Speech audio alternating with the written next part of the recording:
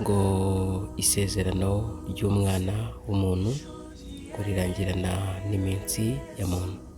Icyakora Uwiteka iyo ari we usezeranye rihoraho kubera ko nawe ahoraho.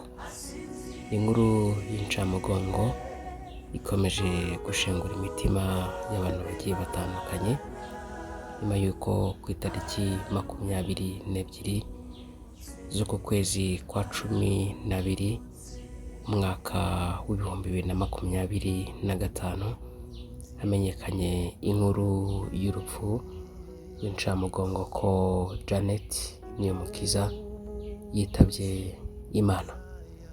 Mbere na mbere tubanje kwihanganisha umuryango we ndetse n'umutware we Nzayisenga Johnson. Uwiteka nyir'ihumure ryose agukomeze kandi aguhumurize. Abo bana umufasha wawe asize bazabaho mu izina rya Yesu Kristo. Ngo byose turabyemerewe ariko siko bitugirira umumaro.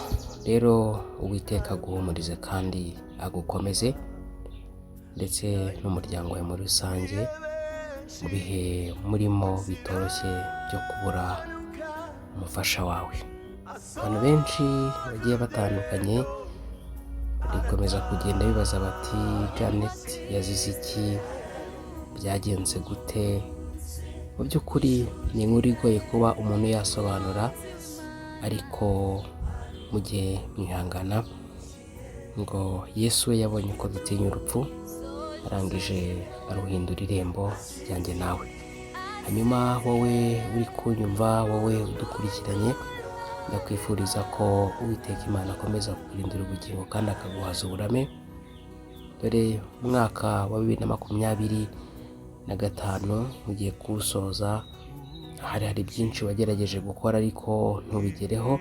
Ibyo ngibyo ntibivuze ko utari ukoze ibyo wari ushoboye, ahubwo cyari igihe kitaragera. Rero 2026 Imana nidufasha tukayisohoramo, izaduhe kugera ku ntego zacu twihaye, ariko kandi tubanze Imana mu byo dukora byose. Hanyuma rero munkundire mbagezeho inkuru y'urupfu rw'uno mubyeyi ikomeje gushengura imitima y'abantu bagiye batandukanye. N'ubutumwa n'igihamya Janet yavutse ku itariki 20 z'ukwezi kwa 12 umwaka w'1996. Yitaba Imana ku itariki 22 z'ukwezi kwa 12 umwaka w'2025. Bivuze ko ukwezi yavutsemo ni nako apfuyemo. Itariki yavukiyeho zarenzeho iminsi 2 kugira ngo n'ubundi ahuze n'amatariki yavukiyeho. Nkunda kubwira abantu nkababwira ngo abazima tuzi ko tuzapfa, ariko ngo abapfuye ntacyo bazi. Yandi magambo, uyu mubyeyi urugendo rwe hano ku isi ararurangije, ararusoje, ahubwo urugendo rusigaye n'urwanjye nawe. Reka ndeke kwiziba mu magambo, mbabwire uko gahunda yo guherekeza uyu nyakwigendera imeze. Ariko mbere na mbere reka mbanze wenda nshyire umucyo ku kiri gukomeza kugenda kivugwa ko aricyo gishobora kuba cyateye urupfu rwa Janet Niyomukiza. Abantu bagiye batandukanye nagiye mbona mu bitekerezo by'abantu bagiye batandukanye bagiye bakomeza kugenda bagira bati Janet yitabye Imana ari kubyara. Amakuru avuga ko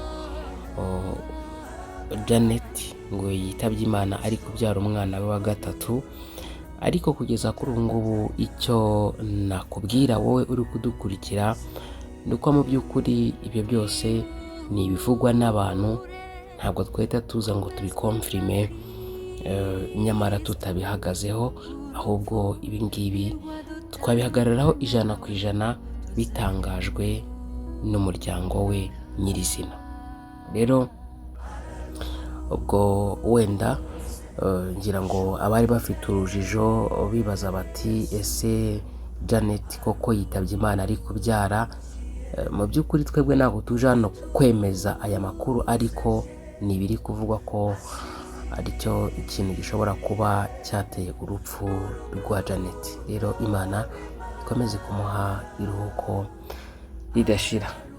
Rero Janet akaba yasengeraga mu itorero ry'Abadivantisite b'umunsi wa karindwi, dore ko banamugeneye n'ubutumwa korali imwe yo muri n'ubundi aho yateraniraga, yamuhaye ubutumwa bw'ihumure igira ngo umuryango mugari wa korali New Hope Family wifatanije n'umuryango wa Nzayisenga Johnson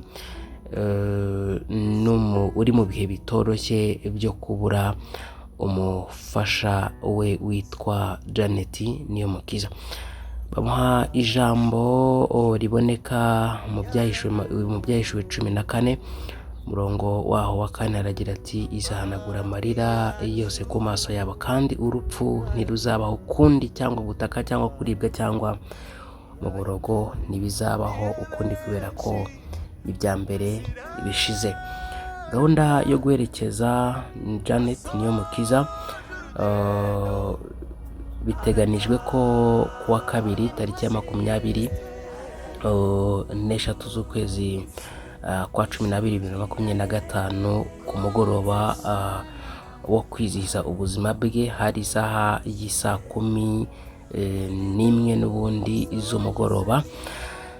Hanyuma nibwo ubuzima bwe bwizihijwe. Hanyuma ku itariki 24 uyu munsi z'ukwezi kwa 12 nibwo hari bube umuhango wo kumushyingura isaha y'isa 1 z'amanywa kuva mu rugo Byangabo bajya gufata umurambo kuri morgue Ruhengeri Hospital. Ngira ngo rero ni naho yaratuye, ngire ngo hariya mu karere ka Musanze. Hanyuma izindi gahunda n'ubundi zikagenda zikurikiraho, hariho amasengesho yo gukomeza umuryango we wa Sada n'ubundi Byangabo, dore ko n'ubundi yari asanzwe abarizwa no muri korali y'Abadivantisite b'umunsi wa karindwi, ariyo n'ubundi yari asanzwe akoreramo umurimo w'Imana. Hanyuma nkundire ngewe mbashimire.